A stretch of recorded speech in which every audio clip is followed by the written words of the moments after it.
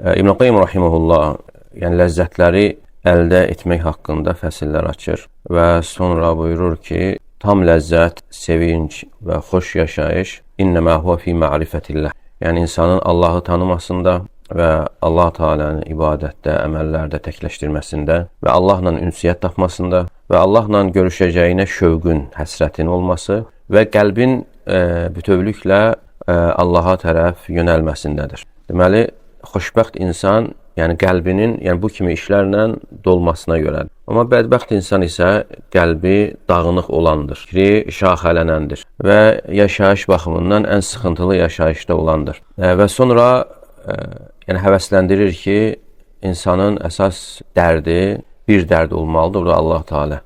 Çünki insanın qəlbi Allah sevgisi ilə, Allah qorxusu ilə dolarsa və Allahla ünsiyyət tapması və Allaha olan şövqün olması və o insan dünyada ikən cənnətdə olar. Yəni axirət cənnətinə girməzdən əvvəl dünyada ikən cənnətdə olar. Necə ki İbn Teymiyyə rahimehullah deyir ki, "İnne fid-dunya cennə men lem yedxulha lem yedxul cənnətəl-axirə." Dünyada cənnət vardır. Kim dünyadakı cənnətə girməzsə, axirətdəki cənnətə girməz. Yəni İbn Teymiyyə rahimehullah bu dünyadakı cənnət dediyi zaman, yəni Allahla ünsiyyət taparaq əldə etdiyi cənnətdir. Yəni Allahın qarşısında əyilərək, səcdə edərək və onun kəlamı ilə ləzzət alaraq əldə etdiyi cənnət.